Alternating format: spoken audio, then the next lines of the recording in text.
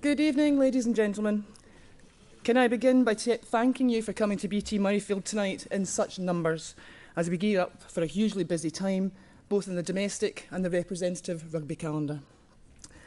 As Sir Bill Gammell and Norman Murray remarked in their independent corporate governance and business review of Scottish rugby, volunteers play a key role in our sport.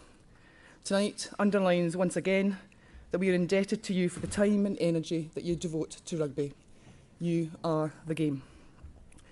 As you know, the purpose of tonight's gathering is to give you, our member clubs, a chance to ask any questions of the review's authors.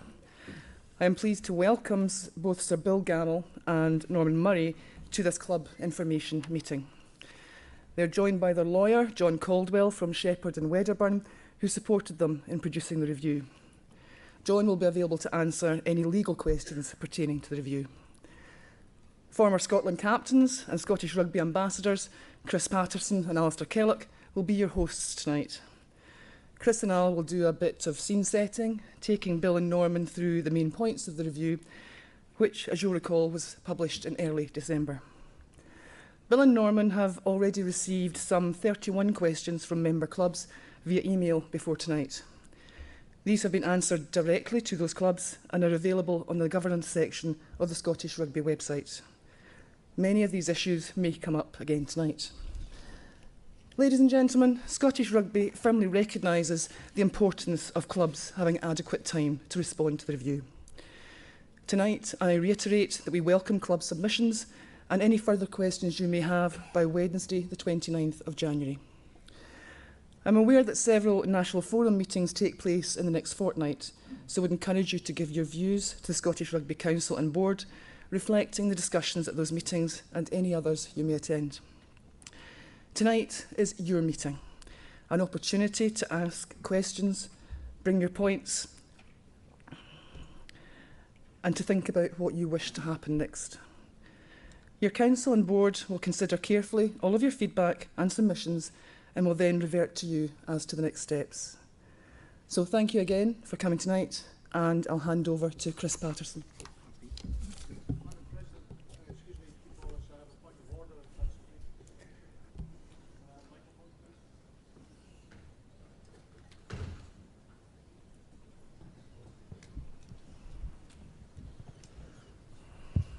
Hi, Madam President. Keith Wallace, Haddington Rugby Club. Point of order, actually, and sorry for putting this early, but it's so important to today's events. And it follows on from yesterday's events of the revelations on the packages for the executives. An astonishing sum, a sum which is about 73% of the total club budget. And I have a serious concern about this on a number of fronts. It's a huge sum. It's 7 times the profit of last year. And it's going, two of these individuals were involved in transgressions in the Russellgate, which our chairman called was a low moment for Scottish rugby. Today's been another low moment for Scottish rugby. It's been I think we've been a bit of a laughingstock. And my point of order is around last year's AGM, where that number must have been known, to the board, which you sit on. It wasn't revealed at the AGM. The lowest profit since 2005, £308,000. And yet, when that question was asked legitimately by a club member, we got bluster from our chief exec, who said, we're a not-for-profit organisation, we make surpluses to invest. What the clubs didn't know at the time was that was the lowest profit for 2005 because all of this money had been paid to 4 execs. Four execs getting paid 73% of the total budget going to all of these hard-working clubs here around the room. An astonishing revelation. And my question really to you, Dee, as our president, we elected you to represent us. You sit on that board, you must have known that number. I think that the clubs were misled at last year's AGM, and we're asked tonight to consider what's, supporting these people who did that. So I just ask your views on that situation. You must have known that at last year's AGM.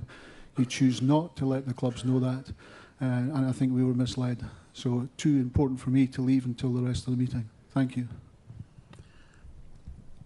So what is your actual point of order? Is it a number of questions? Or? My point of order is I need to hear from you as to what... Can I take the question, please? Good evening, everybody.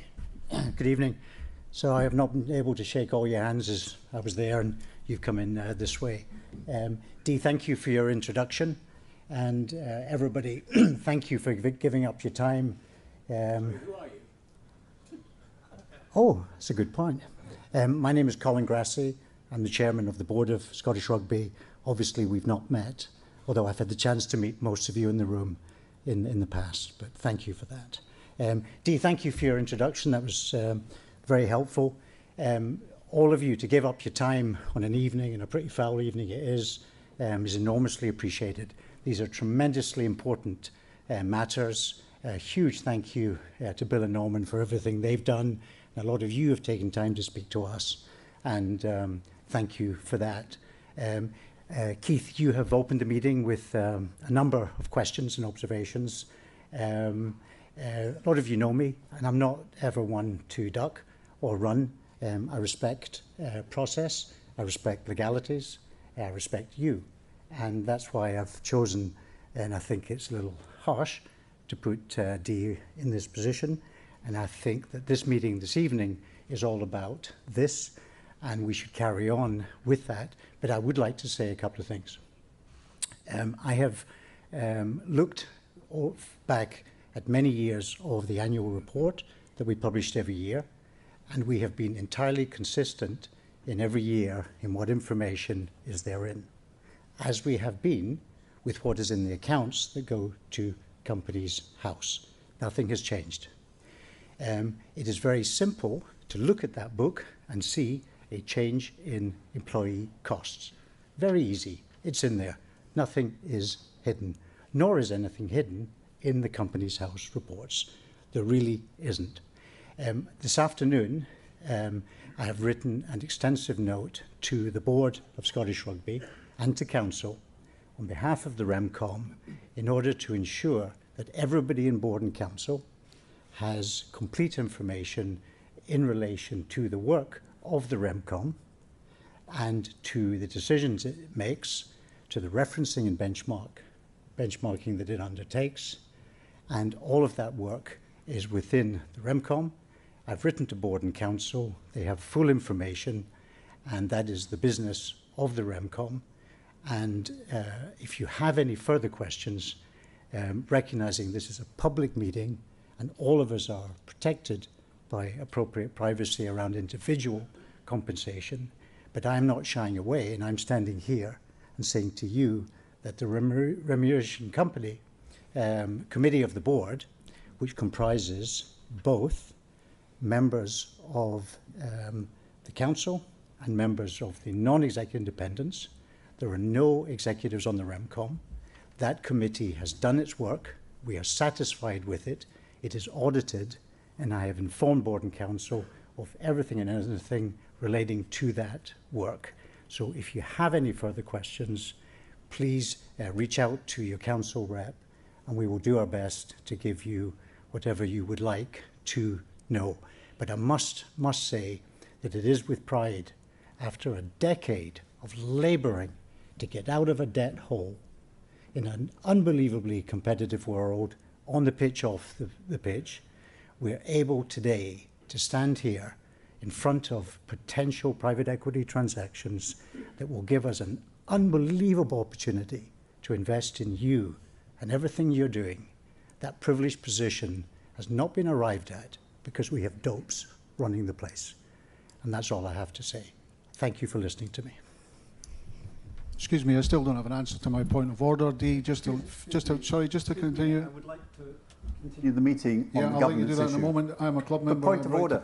The whole thing was the clubs could ask that. My point of order is, Dee, if you knew of these figures at the AGM this year, when we asked about the low profit, did you mislead the clubs?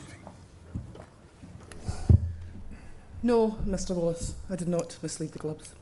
And I think I would appreciate, as Colin has eloquently told us, that we can get on with the meeting that is relevant to what we're here to discuss tonight.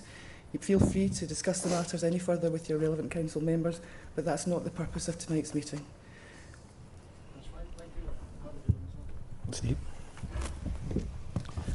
Thank you, Dee. Thanks, Colin. Good evening, welcome all to BT Murrayfield, and thanks for coming along this evening as well. Al and I are delighted to be your hosts, but tonight, as Dee's already said, is about you. It's about your opportunity to pose the questions to Sir Bill and to Norman regarding the review and governance. I hope it's informative, I certainly hope it's useful, and we're going to try and get through as many questions as possible in the next 60 or 70 minutes or so. As Dee's already said as well, over 30 questions have been submitted and answered, and they'll be available on the website. And having looked through the questions, some common themes that I've picked up around regional representation, allocation of funds, the idea of election versus nomination, and I'm sure we'll get some of these questions this evening. As I said, this is the opportunity to pose those questions again. We're going to start with a video, about 3 or 4 minute video, just around the background of the report. It's obviously 6 weeks since the report was first published, and there was comments then and videos and podcasts then, but just to refresh the key moments or the key issues of the governance review, we'll have a video that will explain 1 or 2 things there. Al and I will then kick off the questions with Sir Bill and Norman, and then it's over to the floor. So the first thing we're going to do is have a look at a video, and we'll have a look at that just now. Thank you. The Gammell Murray Review was published in December 2019 and commissioned by the Scottish Rugby Board and Council to propose a new governance model which reflects the fast-changing global sporting and commercial landscape rugby in Scotland now operates in. You, as member clubs, have hopefully had the opportunity to review and discuss their proposals, and tonight we'll hear directly from the review's authors who will answer your questions. First, let's hear from them.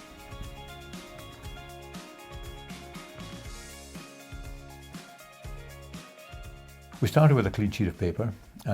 We looked at the current organisation and thought, well, how can we improve that? How can we develop it? Well, we saw a whole range of people right across the game, and the sort of ground rules were that no minutes were taken, it was non-attributable, so people could really open up. And the number of people in the diverse roles that we saw right across the game gave us a pretty good idea as to the fact that some change was necessary here. What we found was that there was an overwhelming appetite for changes to the way it was run, particularly because of the divergence between the club game and the professional game, and that has been firmly addressed in the report.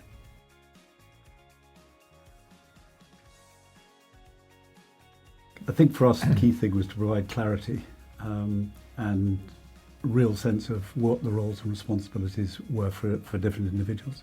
So the structure we've come up with, we think, is radical, we think it's pioneering, we think it's progressive, but we think above all it's positive for all of Scottish rugby.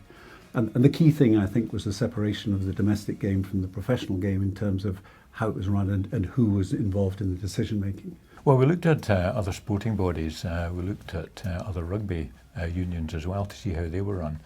And what we've come up with, as Bill says, is pretty radical. But we think it'll work. We think with the right people in the right places here, it'll work extremely well.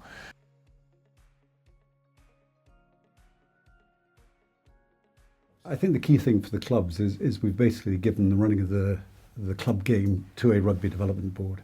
And that rugby development board will have 3 people from Scottish Rugby, but it'll have 6 nominated members that come through the clubs. And these members will be remunerated for the job that they're doing. And I think it gives a much closer alignment where the domestic game is really run by the people involved in the domestic game, the community game. So it's basically providing clarity, but we think more direct involvement. At the same time, as we're creating a professional performance board, there must be a strong bridge and link between what the clubs are doing and what is happening in the professional game. I think I would just add one thing that came through pretty strongly here was that out there, if you know what I mean, there was a big misunderstanding of how Scottish Rugby was run. And this new structure, I think, clarifies the Rugby Development Board, the Professional Performance Board. That makes things much clearer in terms of how the sport is going to be run for the future. Scottish Rugby stands at a crossroads as the divergence between the club and professional game grows, and the operating and governance structures of the organisation and union of member clubs seeks to support the game in the future. We hope tonight can provide relevant background and clarity around the review's proposals. Thank you.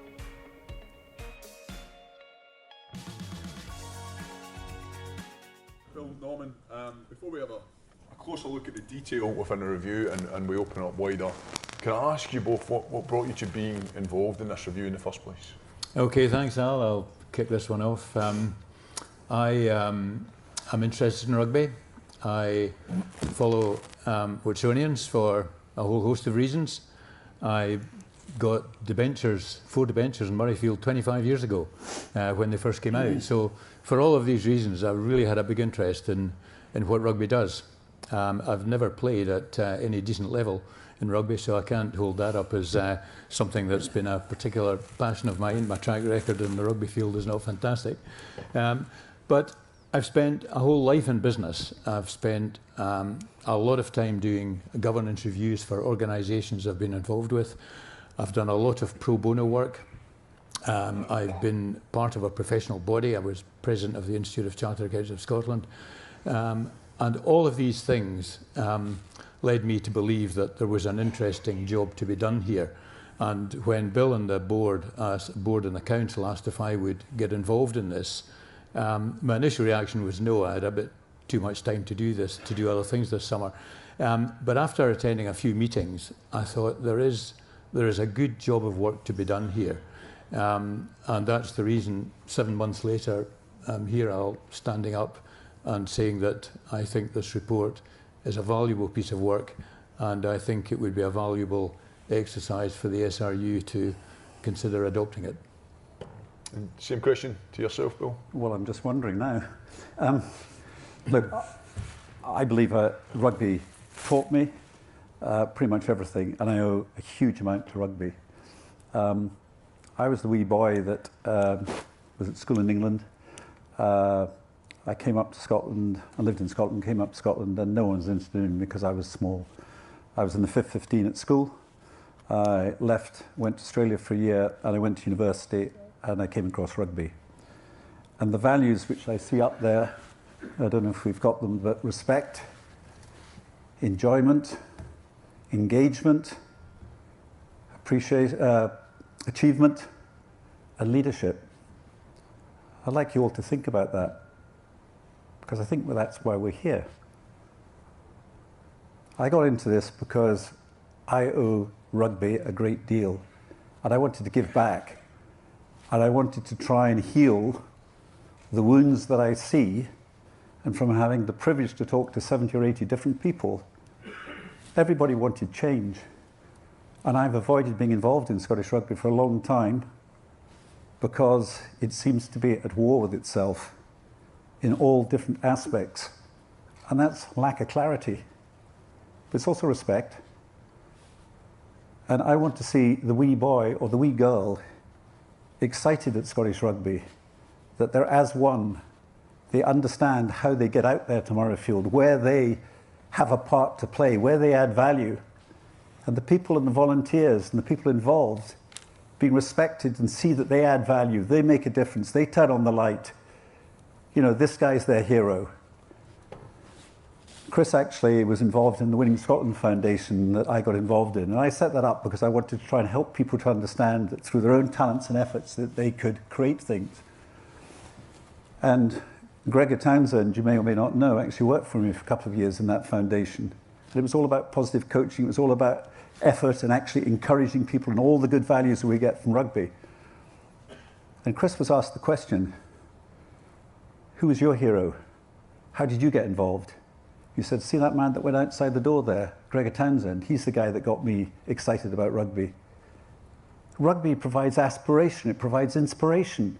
It gets us excited. I was excited when I started out this because I thought, can we pull people together? Behind closed doors, in my view, everybody wants change. Norman and I have spent 7 months on this. Huge amount of time. I've seen all forms of stakeholders. I've seen your biggest sponsor. I've seen endless number of different perspectives. We all have a different perspective, but surely all of us actually want a peak performing organization in all aspects.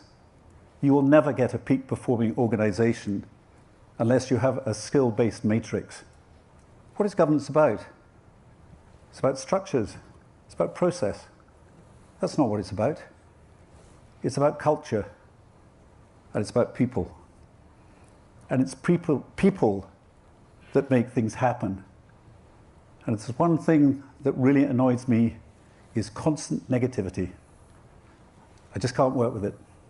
I was very fortunate in business that I learned early the humility, the vulnerability that you learn on a rugby pitch when you miss the tackle, but the camaraderie, the support, the values. But pick up the ball, but run with it, but give it to someone else who's in a better position. This is seeking a structure to put the right people with the right skill set, pay them to do a job, and we can, as one, get behind something that we all know where our part is. We need to bring forward the youth. We need to bring forward women in rugby. I was involved in the Super Six. I was castigated because I was the inside man on the Super Six. If anyone was at the Super Six, they'll probably find that I was not the inside man. I believed we should have something in Caledonia. We should have something in Glasgow. But at the time, the only viable bids were the 6 that were put forward. But of course we should have more. The wonderful thing about Super 6 is you found a pathway. How do we connect the domestic game to the pro game? How do we provide that pathway for people to see, I can go to university, I can play part-time rugby, I can see a dream, but I might not make it, I do something else. Scottish rugby has been bust for years. I've looked on the outside. 6 or 7 years ago, this place was bust. It's been transformed. I'm not going to go into a defense of the management team or the past. I'm not interested in the past. I'm only interested in trying to create a legacy for our children and our grandchildren. This is actually a defining moment for Scotland. We can stand up, we can be bold, and we can be brave. And we can say, you know what? It may not be perfect, but actually, we're looking for a structure for the future. And the key in that structure, to me, was there's a divergence between the domestic game and the professional game. So let's have the domestic game run by the people that understand the domestic game. Put the Rugby Development Board, the Rugby Development Team, under the auspices of a board that can hold them accountable, working together with them. Those 6 nominated people from 5 clubs will have to have a skill set. They'll have to have the appropriate skill set and the appropriate balance on that board in order to affect the changes that you all want to see. Closer to the running of the clubs, actually understanding that through your regional directors and your regional managers, you can have your representation there, but then someone will be being paid, yes, being paid, having 6 meetings a year, not 50 meetings a year, getting things done. How will they get there? How will they be nominated? I personally don't think election gets you there, because you end up with a board of people that may or may not have the appropriate skill sets. The council members who do a fantastic job, they're volunteers, and then they're put into situations that they may or may not have the appropriate skill sets. We all know that there's a possibility of private equity coming into this business or coming into the game. How is that money going to be allocated?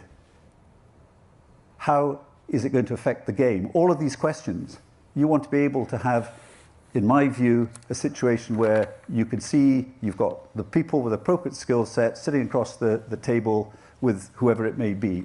So this whole thing is about trying to professionalize the game. How do you get onto any of the boards? What we've proposed is the existing nomination committee, which has 2 women on it and 2 men on it. You'll know that it's Adam and Dee, and it's Julia and Colin.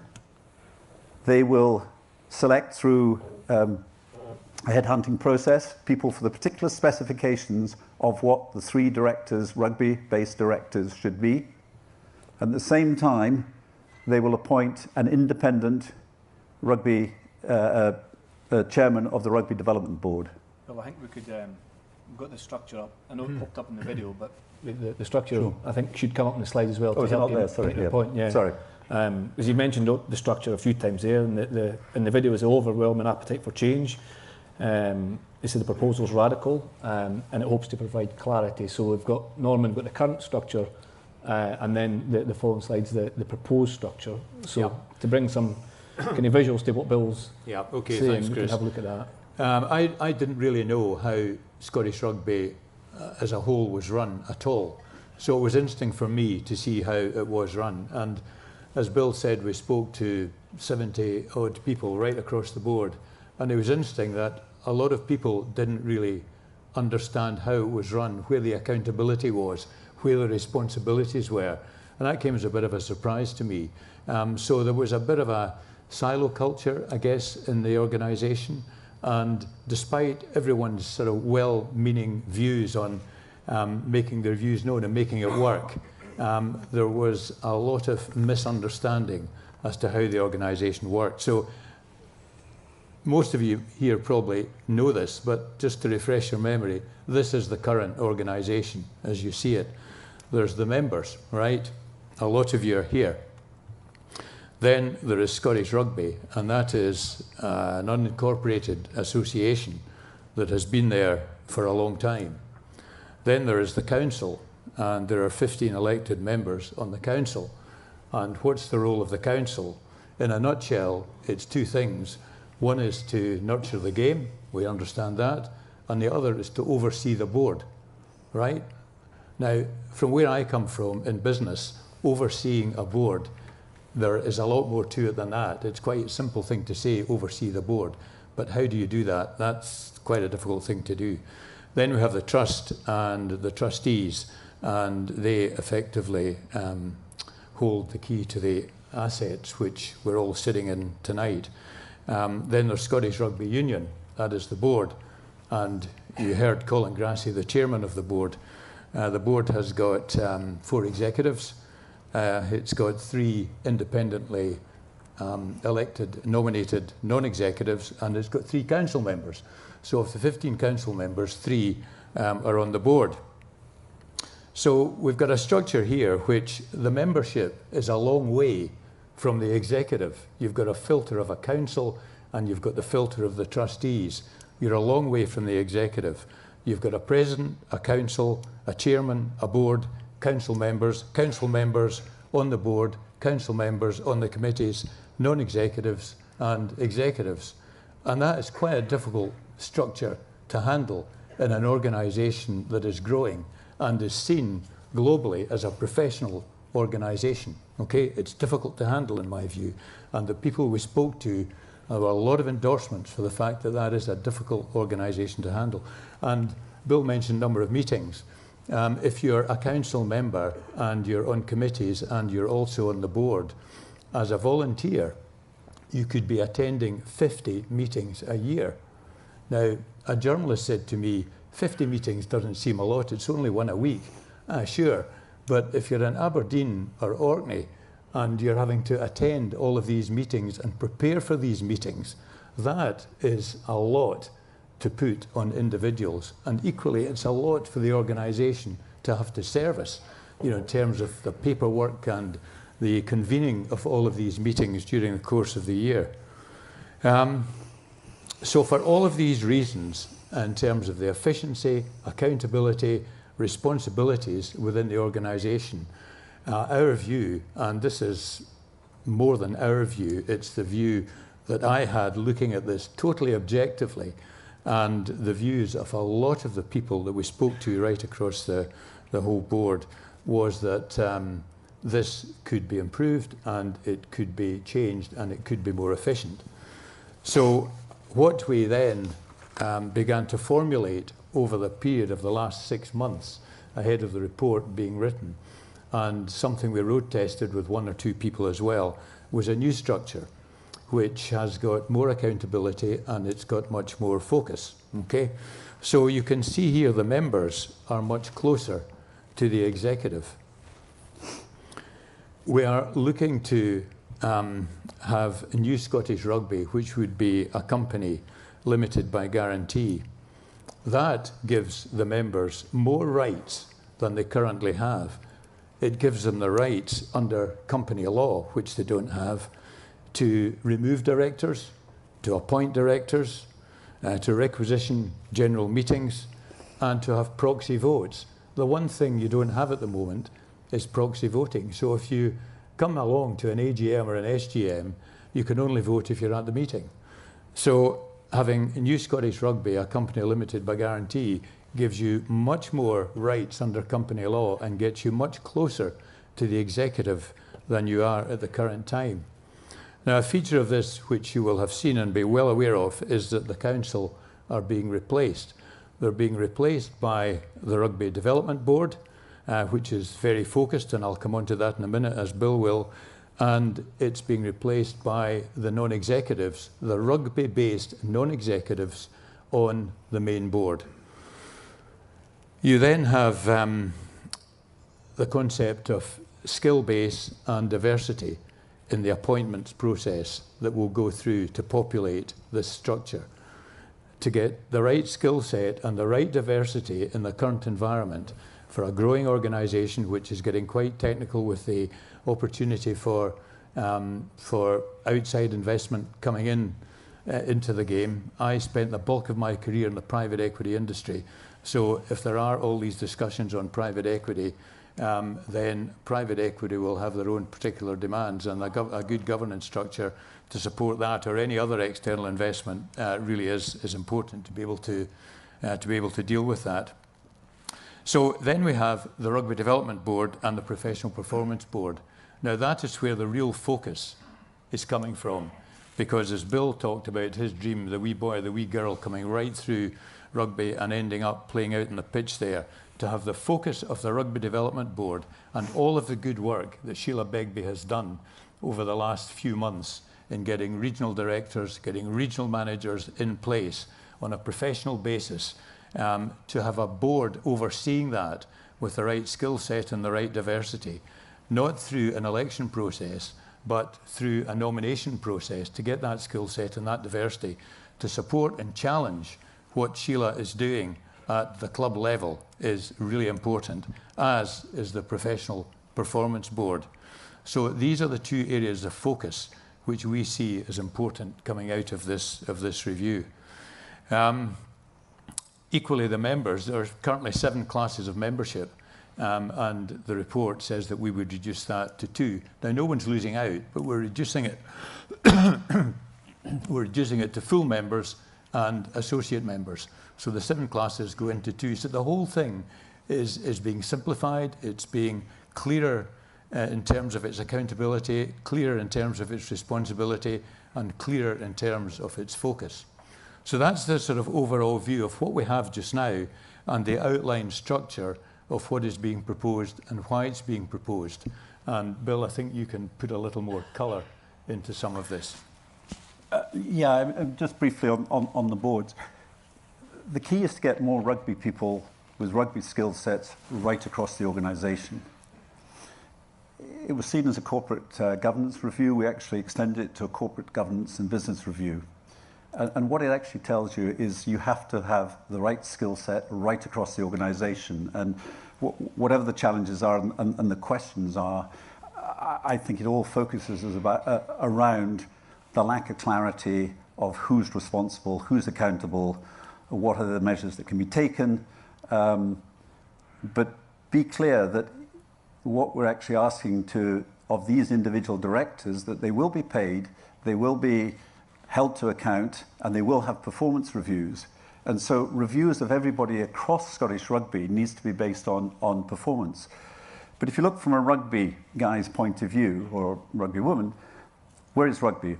You add 3 new, I know they're already there, but different skill set, 3 rugby guys or women on the main board. In addition, you can second or you can co-opt a couple more, so it could be 5 new rugby people on that board.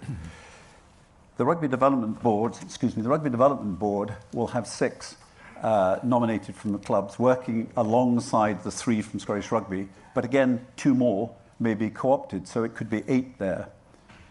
Now, the Performance Board, the Professional Performance Board is really an executive function. It's up to the executives to run the organisation. It's up to them to run the performance arm. But again, there, we're saying that there should be 2 co-opted people that could be appointed from the main board, just to give a different view and just to see the balance of what's happening. But at the end of the day, the accountability has to go to the main board. the main board needs to be equipped with people with appropriate skill set to hold and to challenge the executives.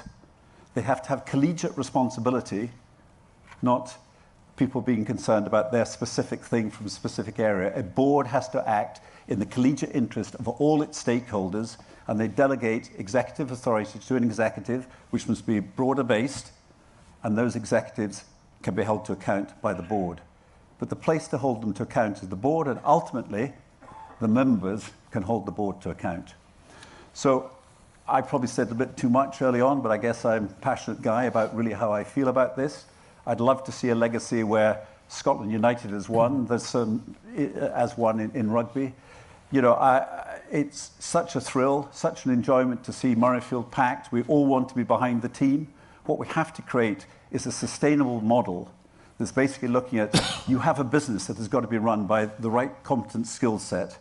You have a domestic game where more domestic input, the people who are at the coalface, who are building the communities, the community rugby, they should be there. The professional side has to be run by professionals to run it. Super Six was really interesting for me, though, because there were some fantastic presentations in Super Six.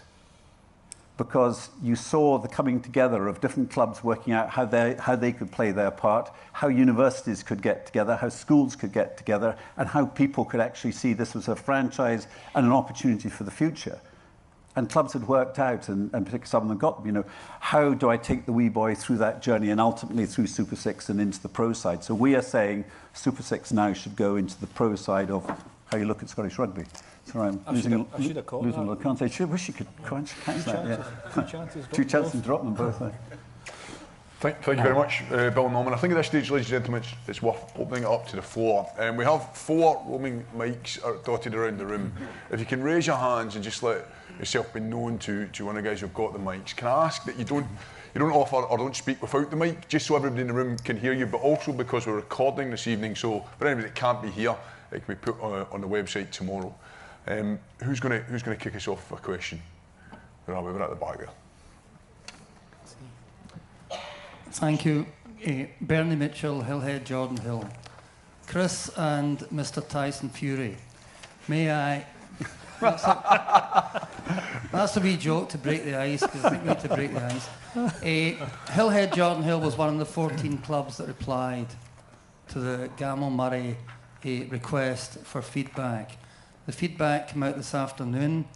I applaud the presentation from Sir Billy and Mr. Murray.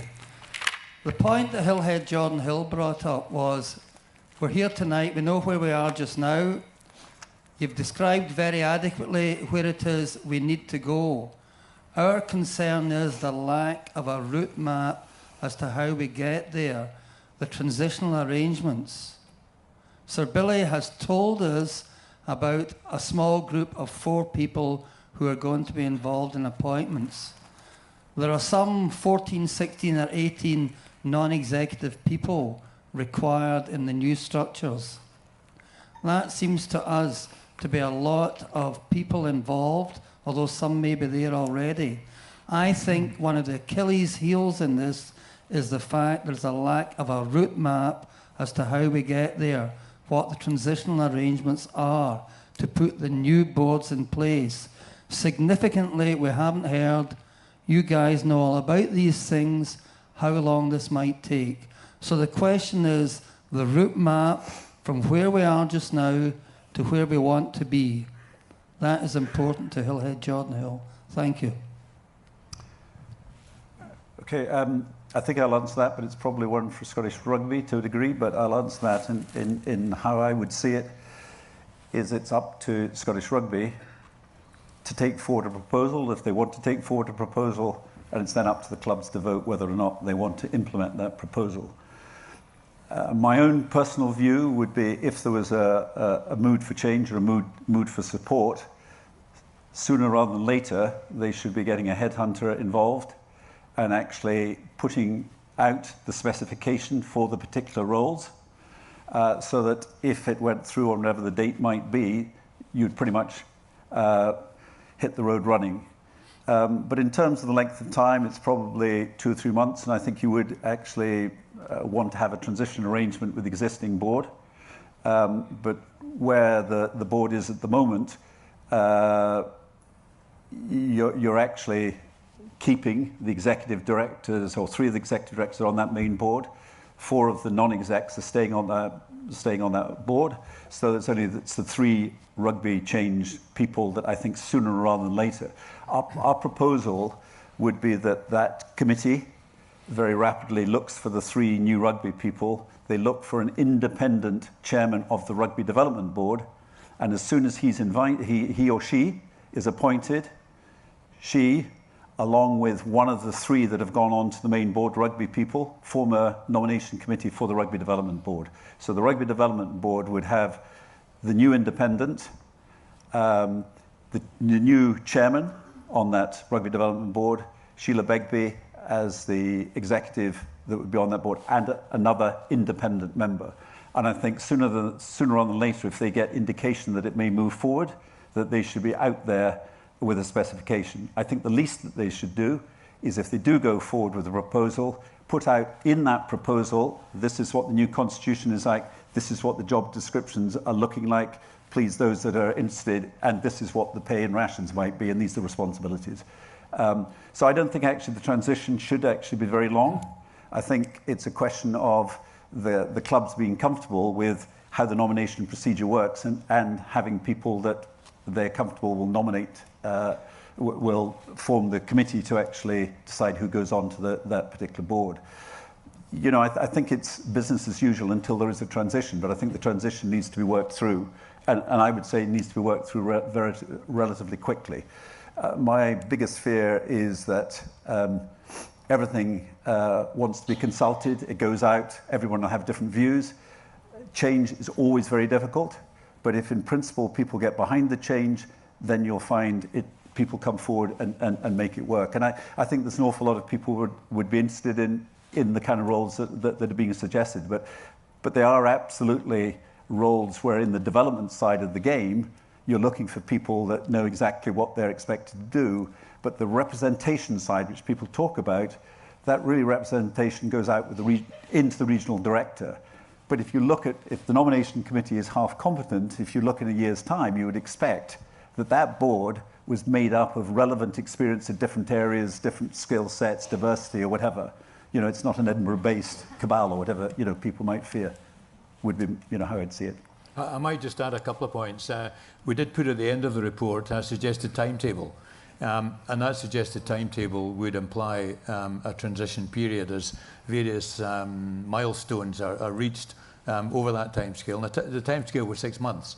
I think if you take too long to do these things, it gets more complicated. I think if there's a will and the number of good people out there who are available to fill these roles, I have no concern about that whatsoever.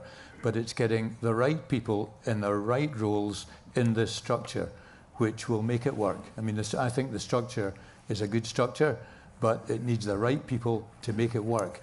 But the things that we've emphasised here that certainly are important to me is skill set and diversity.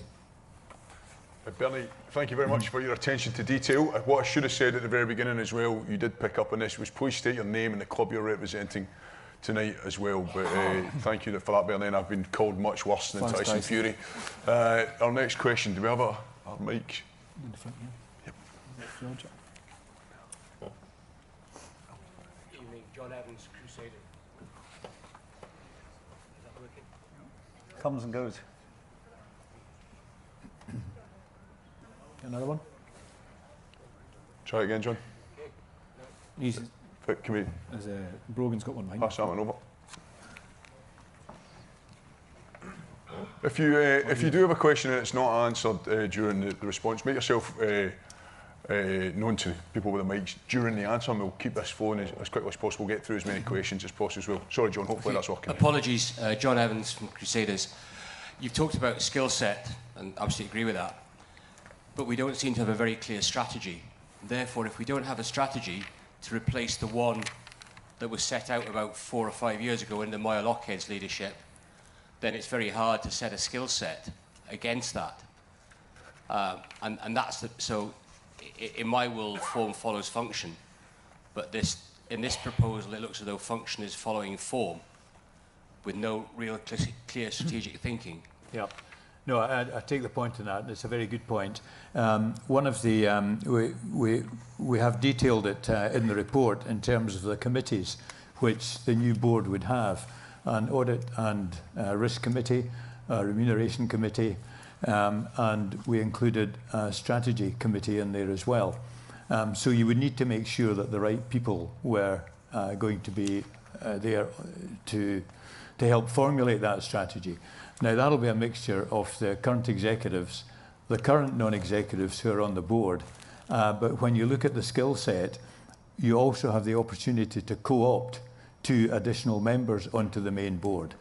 So I think you have enough people just now, and through the nomination process, get rugby non-executives onto that board, and at the same time co-opt 2 other people for any skill set you might feel would be appropriate to see that strategy through. But there is no strategy.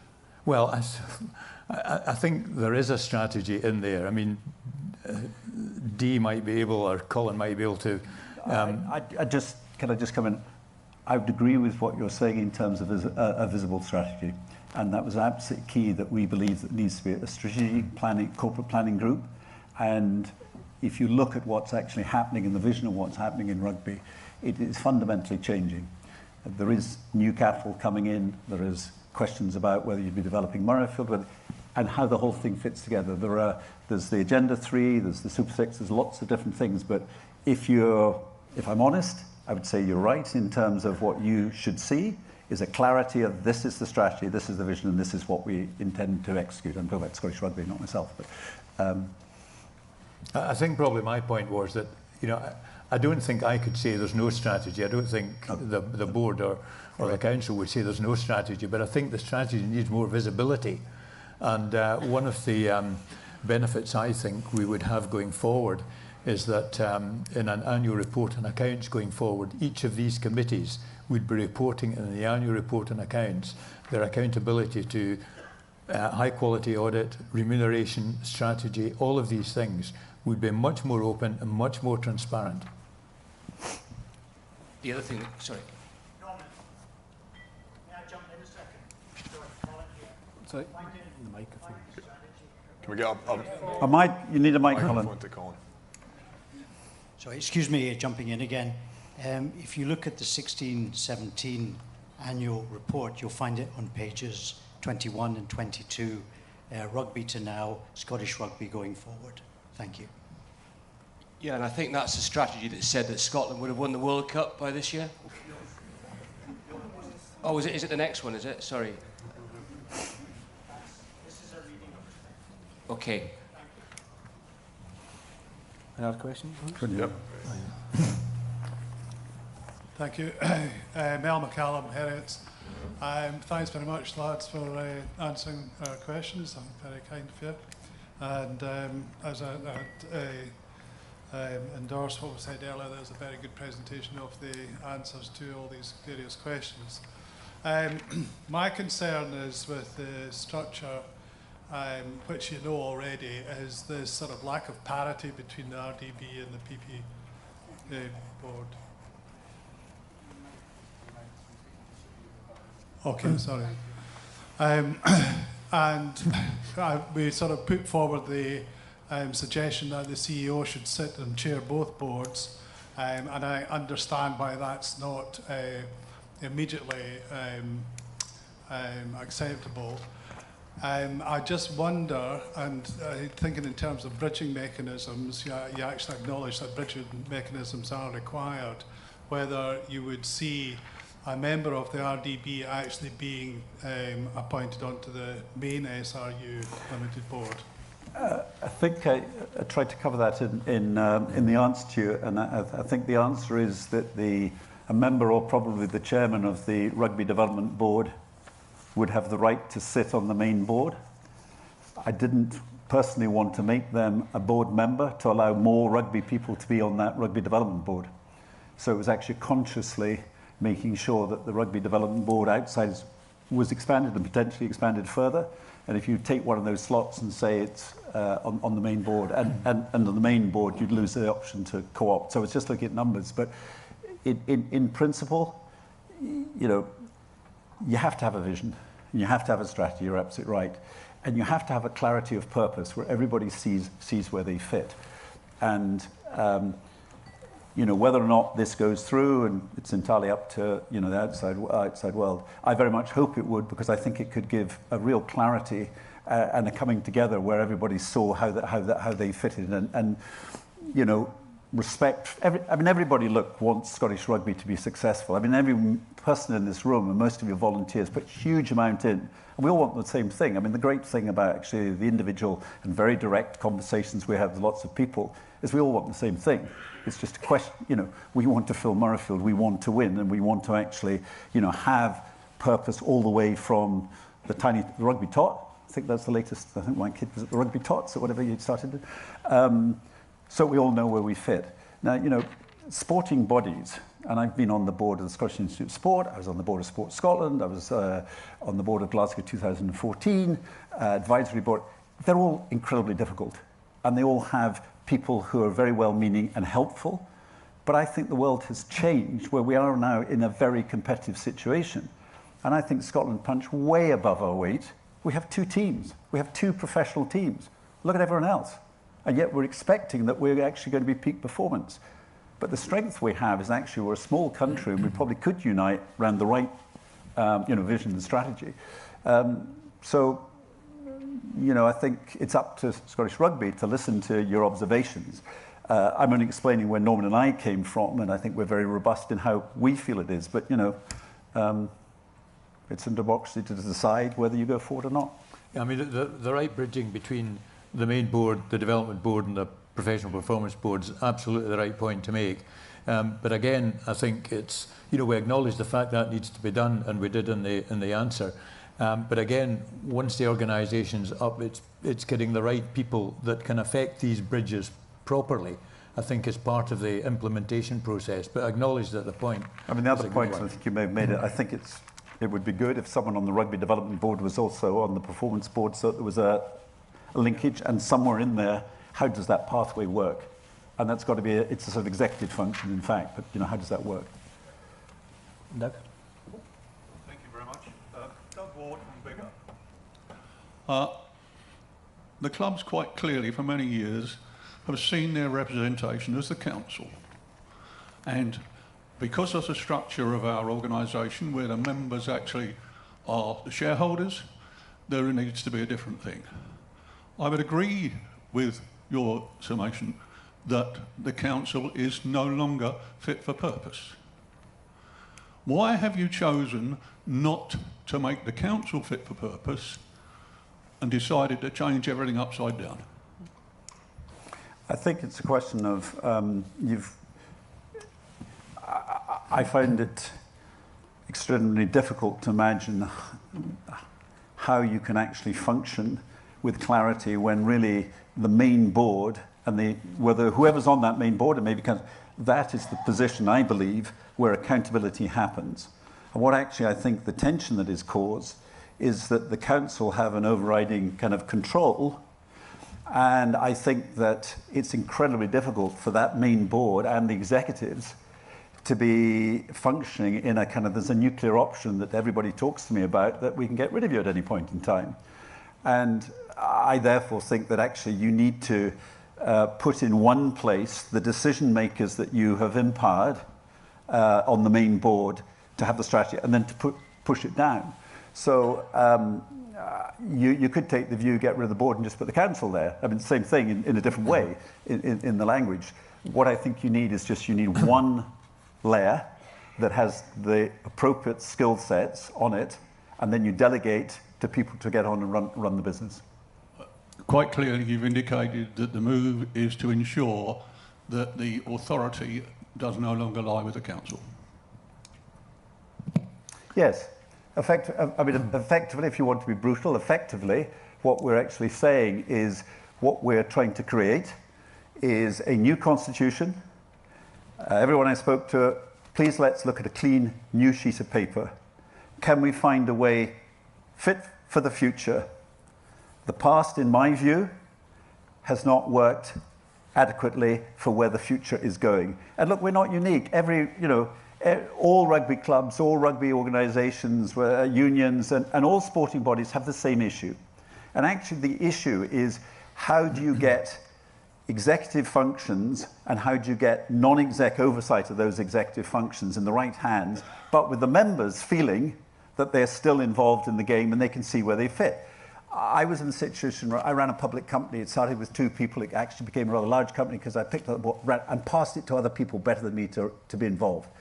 But I would be absolutely useless as the chief exec, where if I felt I was accountable for every individual, wherever they might be, telling me what I could and couldn't do, and I've got an oversight. And I think it's asking in the modern day a very difficult, a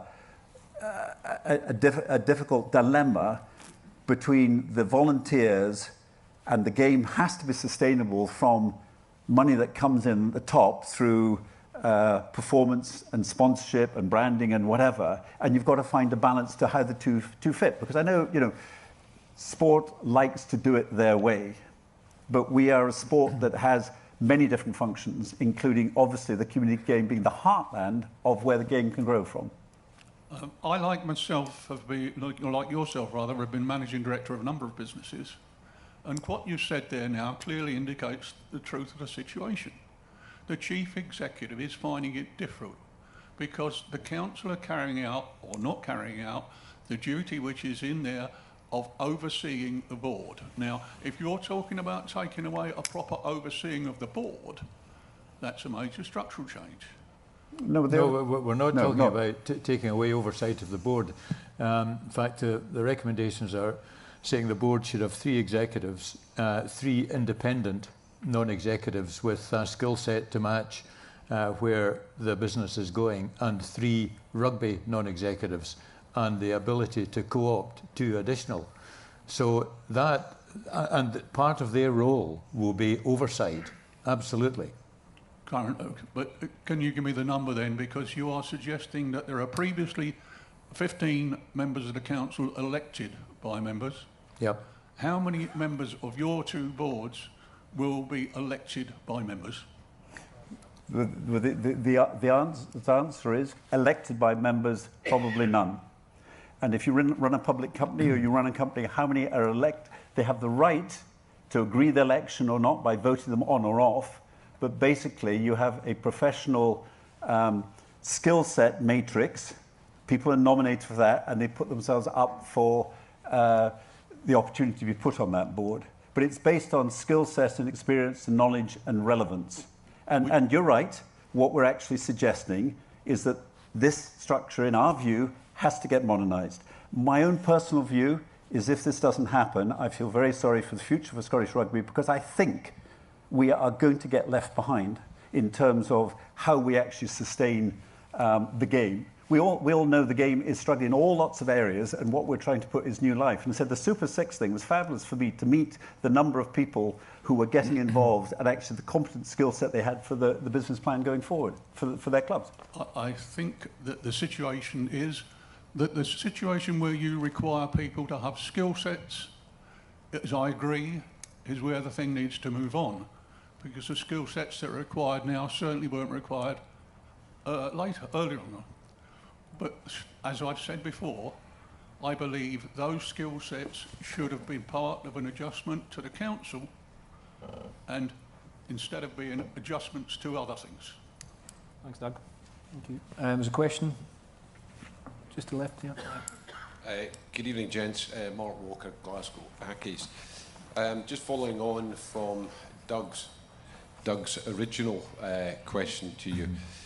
I want to return to the Rugby Development Board, because that appears to be where the clubs have at least some input into the composition. Now, whether by design or accident, the graphics that I read both in the report and on the screen tonight suggest to me that Rugby Development Board will be overseen by the executive. Have I got that right? That if I've not got it right, what will be the oversight of the performance of those charged with developing the club game, which is what I'm primarily interested in. Great, the pro teams are doing well, and I hope that the national team will do well. But I'm primarily interested in the club game. And can you tell me also how Rugby Development Board will get its budget, and what process it will have to go through to ensure that it gets the money it deserves, it needs to fulfil its ambitions and what we in this room expect it to do? Yeah. So on the Rugby Development Board itself's budget will come from the main board, be allocated, and they'll have a fixed budget. It'll be within looking at a 3-year plan, but they'll have an annual budget. That budget will be fought for by the chairman of the Rugby Development Board having access through to the main board. So yes, the executive function per se, you can say there is a line through the executive of what's happening on the Rugby Development Board, but in terms of Sheila Begbie and her department's performance will be assessed by the independent Rugby Development Board people. If I Mark. Thanks, Mark. Thank you. Anyone else? There's a question right at the back. I think it's... Hi, Jim O'Neill, Irvine Rugby. Apologies for not standing up. I have some difficulty in standing. There are some aspects of this report I really like. The simplicity of the structure and the fact that you've split the professional game or the management of the professional game away from the management of the club game. I am a former council member. One of the things that concerns me about this Rugby Development Board is that regional rugby, which has got a completely different set of needs from, say, national rugby or Premiership rugby, could well lose out. The old system was that we elect our representatives, and we don't take that lightly. We elect our representatives to do the job that we want them to do, and we take into account their ability to do that, the skill set. What worries me here is that what's going to happen is that democratic aspect, democratic oversight, which has always been part of Scottish rugby, is likely to be lost in the corporate redesign of the management of Scottish rugby, in that no longer will you have clubs directly electing their representatives on the Rugby Development Board, but they'll be putting forward people, but then somebody else will make a decision as to whether these people are worthy or not. That worries me, and it worries me because it undermines the whole concept of the democracy of Scottish rugby. I think we did actually look at regionalisation and took the view that the regionalisation should come through the Rugby Development Board, the Rugby Development Department. So the issues of any particular region should go through the regional manager to the regional director and into Sheila Begbie's Rugby Development Department. The board as a whole of the Rugby Development Board must try and have a mix, a skill set, a diversity across the whole of Scottish domestic rugby. And I think that's where the question was a very good one in terms of who's going to be there, how's that going to be nominated, how's it going to be selected or whatever. Somewhere in this system, in my view, there must be trust. There must be trust and respect, given that the people who are going on to these different boards are independent, they're being paid, and you're holding them to account for doing whatever the job they are. The whole purpose is to actually say, and I took Calvin's point about the importance, both the Rugby Development Board and the Performance Board are equally important parts of the game. We all know that. We know 95% of the income, whatever, comes through what's performance, but it'll never get there unless they build the base. So we're basically saying the base needs to have rugby people involved on an ongoing basis. They're running it effectively with the Rugby Development Department. That's where accountability is. And the fight for the budget, yes, it goes to the main board. But the main board as a whole should be looking and saying, what can we put into development? We must agree this. What can we put into players X where? What we're going to do to develop a stand? They have to have a strategic planning group that's actually understand, and we all understand where we fit and who's doing it. Change is difficult, I know that. But for me, I think we've got to be brave and bold and actually say this is the way forward. But you know, it's the members, not me. Keith. A question, we got a microphone to the middle of the floor as well, please. And somebody else was a question over on the left-hand side. Hi, Keith Wallace, Huntington Rugby Club again. So Will, there are many bits of this that I was comfortable with, but I think we're getting to the nub of the matter now. You mentioned the trust word. The biggest problem for me at the moment is there is a distrust between the clubs and the board. So in your model, as I see it, we eliminate the council completely, yet the 7 individuals, that's three execs and 4 non-execs, are retained. We've already heard that there isn't a strategy that's transparent. I like the fact in the report you say we need a strategy, it must be transparent. The strategy at the moment isn't transparent.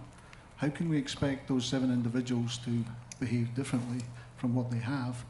And also, as we've just heard, there'll be no elections, so it's from those 7 individuals that the nominations committee will decide who is appointed. So we lose that democracy and we give a huge amount of power to people that we have been distrusting, and we're losing the council. So how does that happen?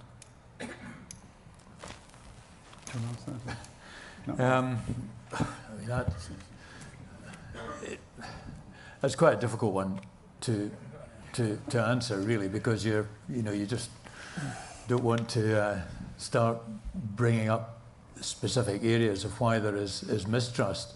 But I think the organisation that we're looking to put in place, hopefully, should generate more trust, because there is more focus, there's more accountability, there's more defined responsibility. So I guess the trust aspect is, you would trust that the right people in this organisation going forward, new organisation going forward, would get it right and help bridge the trust gap that's there just now.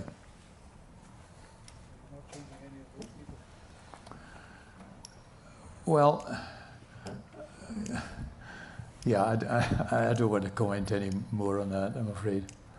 Kirsty, I don't think we have a microphone. We'll bring that microphone forward if we can. And Kirsty. Keith, I would just say one thing on that. Because we looked long and hard about, exactly that issue. How does nomination work? Who's on the committee? There is an existing committee, and were it to go through, 2 of those committee members would lose their spots because they are no longer on the council or whatever, and you would hope and trust in their personal integrity, whatever. They would be looking to see whoever they're bringing on as a rugby development director, chairman, and whoever they're putting on as one of the 3, these will be new, fresh faces or with new perspective. I think if you go through, look, the change that is being suggested is radical, and I have the huge respect for the board and council that at the moment are in principle endorsing what we are trying to do. That's a huge shift, and you can't break all the eggs at once, and not everybody may be happy with what the different bits are. But certainly in the conversations I've had with everybody that have high integrity, all mean well, I think we're trying to find the way to go forward. What has to happen is there has to be an independent headhunter involved. There has to be a scope for the new work. And I would think that people that went for those positions would look and say, well, what is this going to look like? What's the sunset in the future?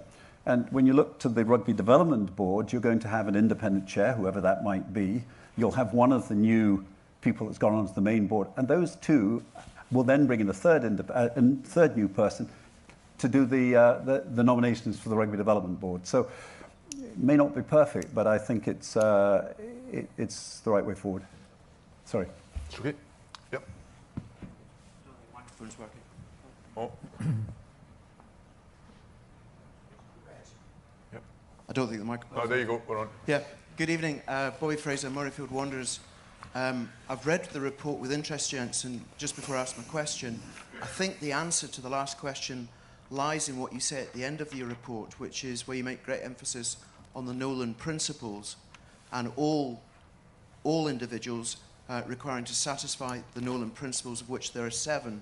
And I take it from that that would include the existing executive members who would be going onto those boards.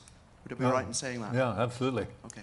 That's not my question, however. My question really is around what you said earlier, Mr. Murray, which was you said you looked at other models, particularly sporting models, when you were considering your report.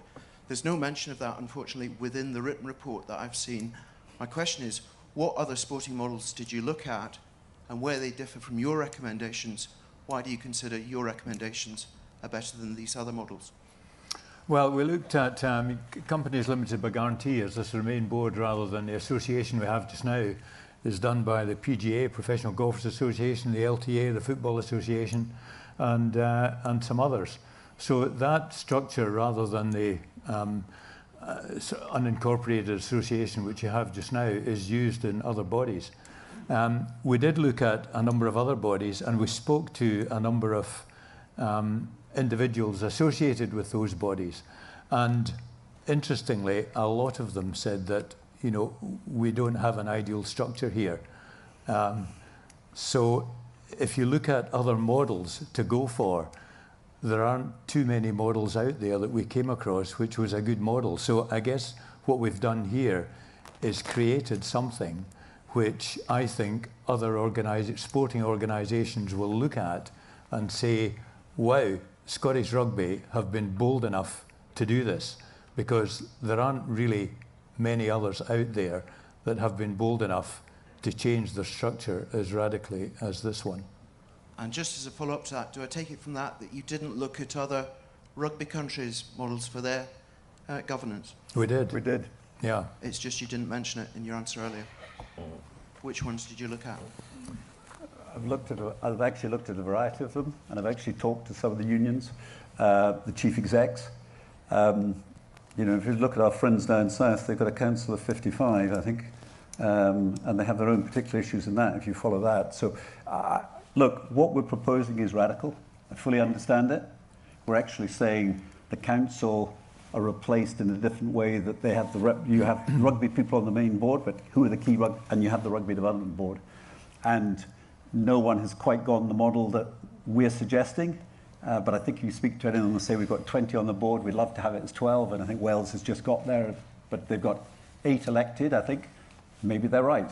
I personally don't think they are. So I think we are bold in terms of what we're suggesting, and it is fairly radical, but it's up to Scottish Rugby to either embrace it or reject it. I'll follow up on that question with a written one to you, so you can perhaps expand on that answer to me. Okay. Thank you. Okay. Conscious of time, ladies and gentlemen, we'll just take a last couple of questions if we can. I have a question in the middle. Can we get a microphone? Thank you. Phil. Right. Colin? Yeah, if you don't mind, ladies and gentlemen, thank you again for allowing me to make a couple of comments.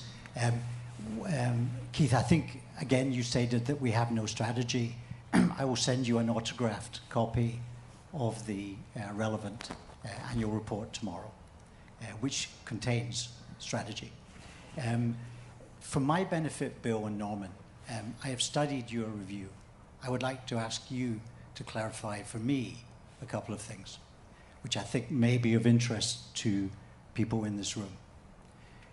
My understanding is that the current board dissolves.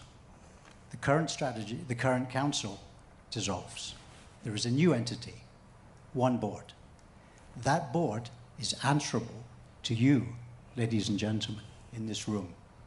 You would have direct oversight of that board. You can fire me and the board. Is that correct? Yep. Yes? That's John. John Yes, that is correct. Yeah. Okay. It's a fundamental right of company law.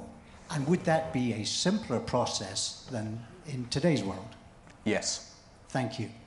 The second point I'd like to clarify and make is around the development board.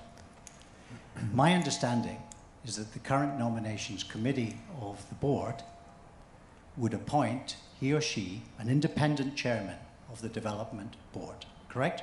Correct. Yep. That's a real chairperson. That person runs the board. The executive don't run that board. Any conflict between the executive and an independent chair is resolved by the fiduciary duty of that chairperson. Is that correct? Yep. Yeah? Yes. Okay. So what you are asking the clubs to do is trust that a very strong personality, appropriately skilled person who deeply cares about club rugby would be appointed in order to then form a nominations committee to go and appoint the rest of the board. Is that correct? Correct. Correct. Okay, that is my understanding. That is the trust element that Keith, you correctly defined is a key part of this discussion. So we're clear on all of that. I would like to say something on Japan. It was mentioned a couple of times. I am bound by the fact we have an agreement with World Rugby that the matter is closed.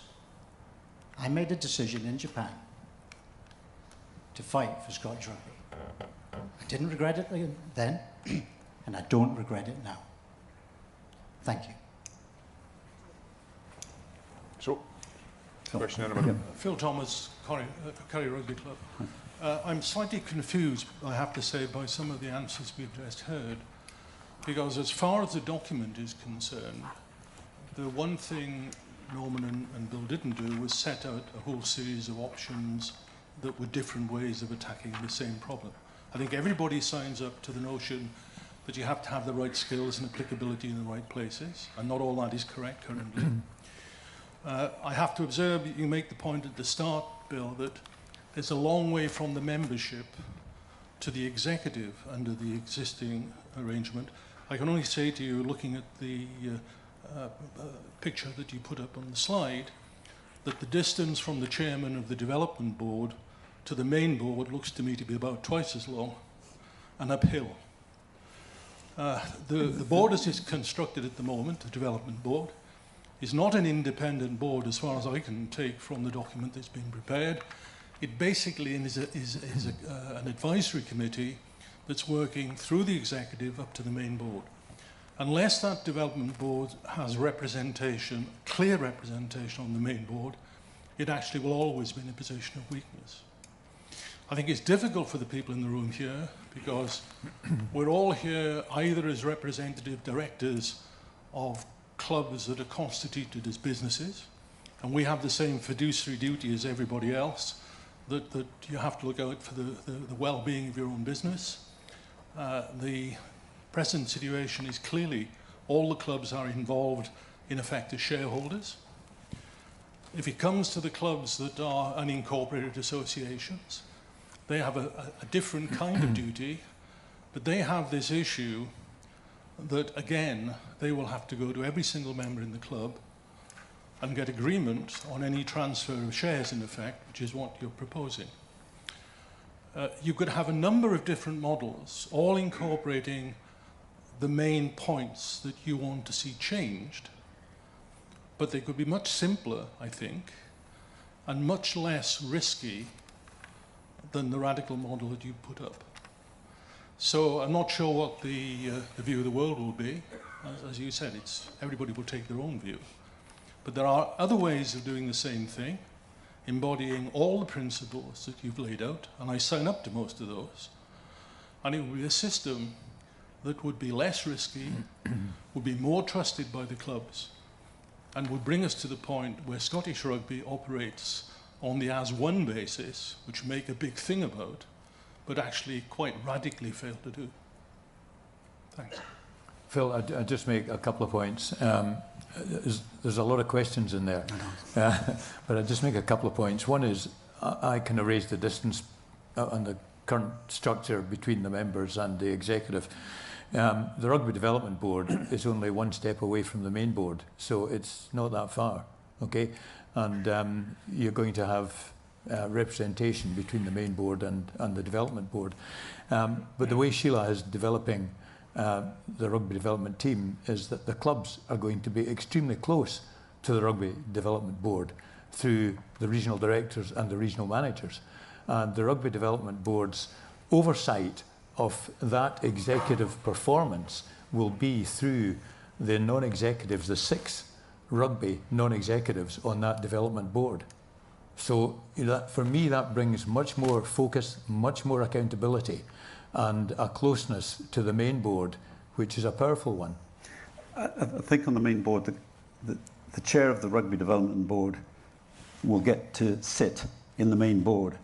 We didn't put him or her, we didn't put them formally there because I wanted to give more room for more rugby people, because logically you would certainly assume that at least one of the 3 rugby-based people must come from the domestic game on the main board already.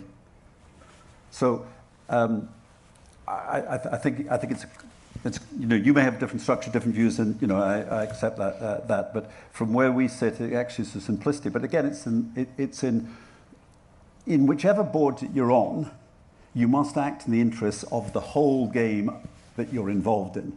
So I think the point you're making is you want to make sure that on the main board, someone is actually saying who's looking after the rugby development, who's looking after rugby, how are they getting their budget, where's the whatever. Well, I'm sure one of at least of the 3 must come from the domestic game, and maybe 2, I don't know, and maybe you co-opt some others. Sorry, I can't see you. That's why I'm doing this funny thing with my hand. But the rugby development chair should be up there.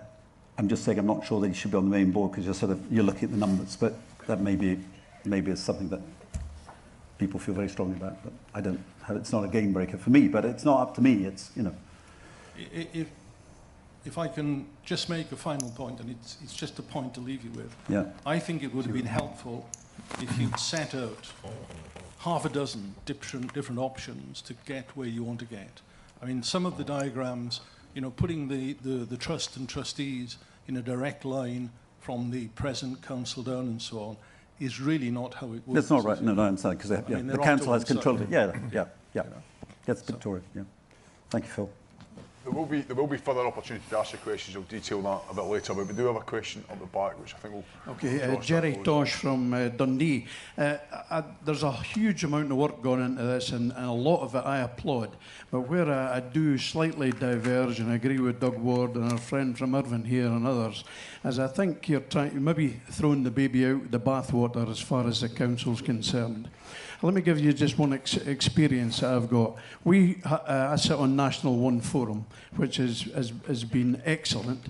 And we have a rep, Colin Rugby, who may be here, I haven't seen him. But Colin has been an excellent rep. So a dozen times over the last few years, I've had occasion to say to Colin, could you find out this for me, find out that for me? And he comes back very, very quickly with accurate information where possible.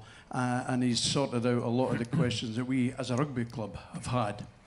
I don't see that developing with your new structure, the accessibility, the quick response, and that's a bit that I would regret. So it's more, I'm not sure if that's really a question or more an observation, but that's how I feel about it. You'll understand the system better than I probably do, but I believe that the regional directors would be the people that would be your reps, effectively, that any issues that you have, you take to your regional director and you're working hand in glove with the domestic rugby team. So I see that is where... Well, I get that, but in my experience, I don't think that is going to work as well as it has been working with the council. That's my only point. And I've got specific reasons for that. But thank you anyway. Okay, ladies and gentlemen. Firstly, thank you very much for your questions. I hope you found the evening informative. Thank you to Bill and to Norman for their time and for their detail, not just tonight, but in the structural review that you have seen. I know the club forums are coming up next week, so there'll be further opportunity to have discussion.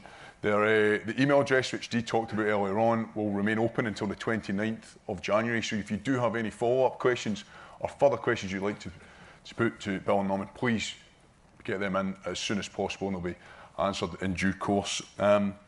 The last thing to do is just to thank you very much for coming here tonight, to wish you a safe journey home, and to any of you playing this weekend, best of luck. Thank you very much, ladies and gentlemen. I'm going to slap me, but then it won't.